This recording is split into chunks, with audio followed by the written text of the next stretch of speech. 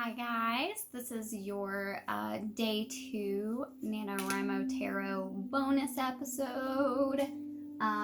So the bonus episode is about naming your character. So we just spent a ton of time in episode 2 going over like who your character is.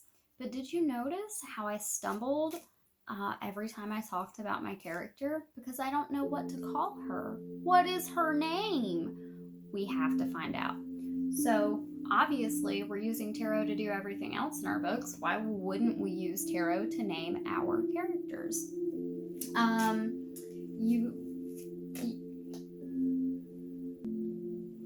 So there's a couple of different ways that you can do this.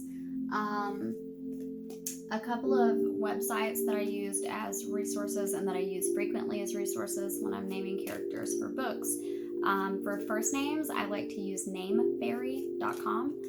So the word name and then berry, like a berry that you eat.com.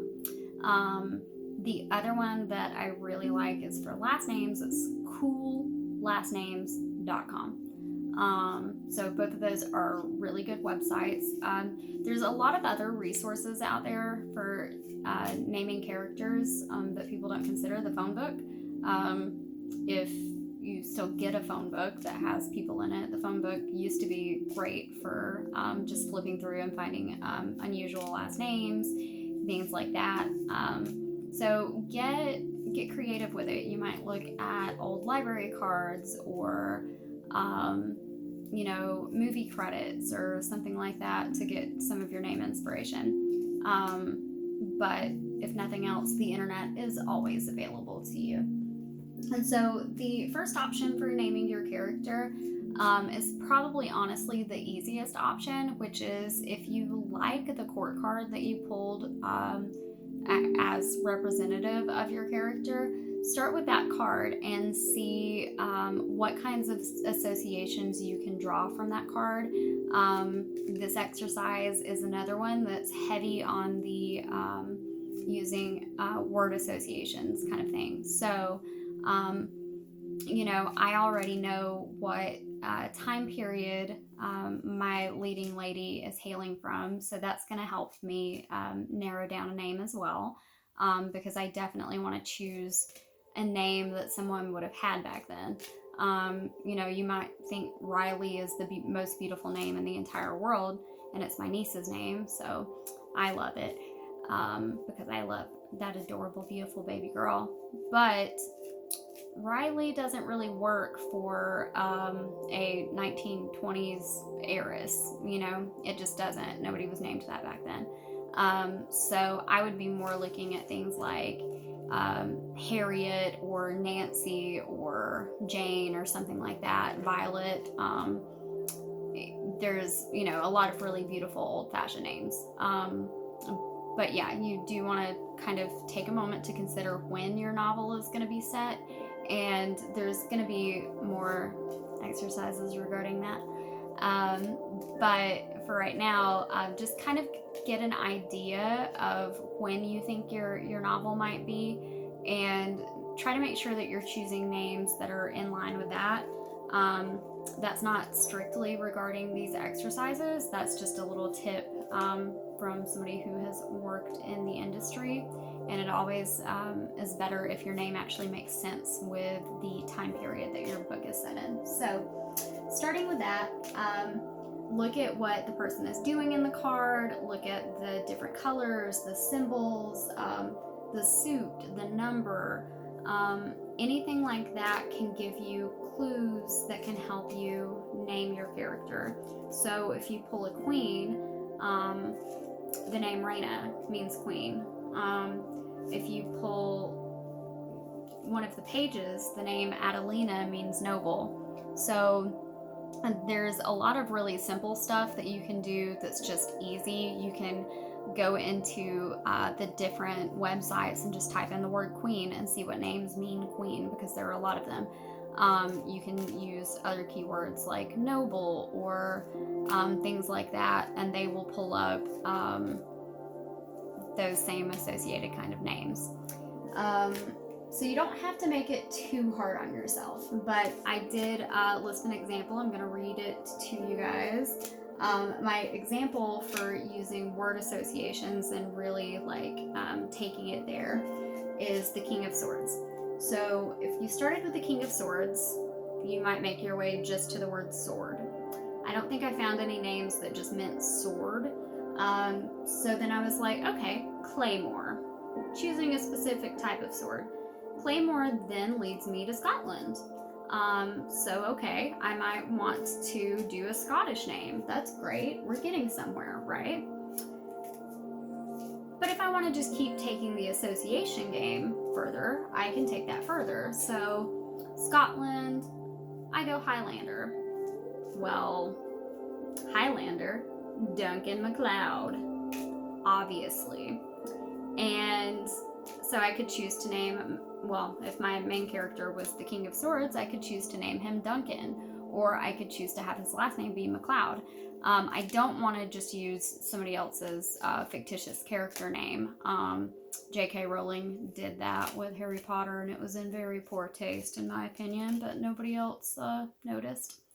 So, yeah, you definitely don't want to use somebody else's character name, but if you get through your association game to another character, you can definitely use that character as part of your inspiration. So I'm going to take a lot more time than this bonus episode is going to last to choose my character name because it has to be perfect. But that's your first example. Option number 2 for naming your character is similar to how you found your name for your novel. So what you're going to do is break your deck down into its kind of separate components, each suit, and then the majors are going to be assigned to their own type of name, essentially. So in my example, I said whimsical was wands, fierce edgy names would be swords, old-fashioned classic names would be pentacles, romantic names would be cups, and unique names would be represented by the majors. You can choose to use those same correspondences, or you can choose to come up with your own depending on what types of names that you like. You can also just draw a couple of cards and go based off of the keywords, go search for names that mean those things. That's perfectly reasonable as well. So if you're doing this option 2 and assigning the suits a type of name, you're going to want to draw 2 or 3 cards, depending on if you want to include a maiden name or a middle name or anything like that. But essentially, each card is going to represent a segment of the name. So the first card is the first name, the second card is the middle name, the third card is the last name. So draw 2 or 3 cards, and let's see. I drew the Queen of Swords again. So obviously, she's really feeling herself. I drew the 2 of Pentacles.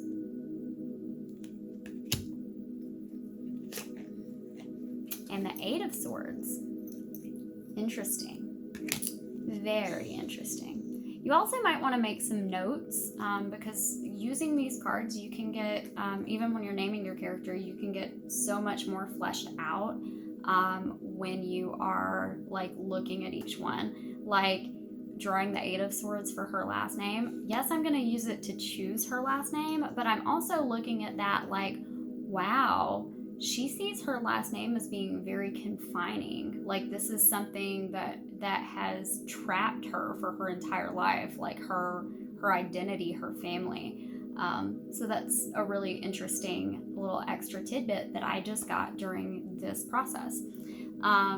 So the swords, she's going to need a fierce name. She's going to need something fierce and edgy that indicates that she has fire and that she wants to kick ass. So what I'm going to do from here is when I finish recording this video, I'm going to look up fierce, edgy names. Of course, they're going to have to fit the time period because I'm a stickler for that.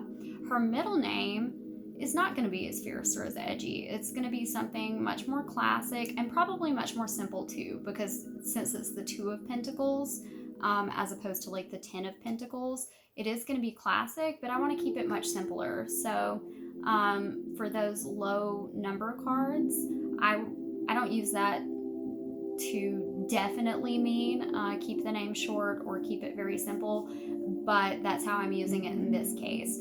So possible middle names would be things like Jane or May or something like that. That's just very, very sweet, very classic.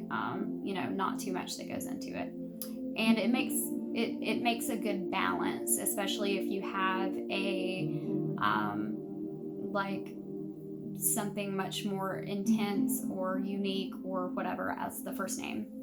You kind of want everything to be balanced, as the Two of Pentacles teaches us. So there you have it. You can make lists and then kind of cobble together whatever your perfect name is from there.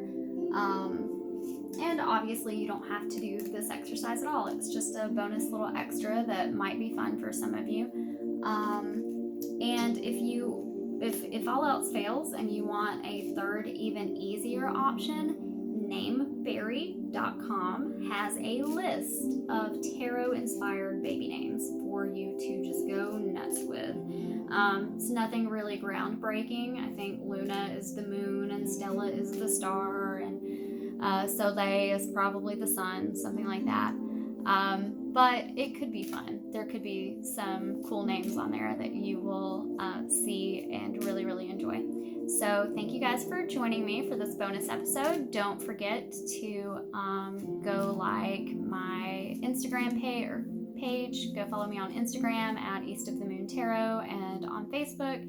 And also check out the Divination Guild group on Facebook, where I am posting all of this content.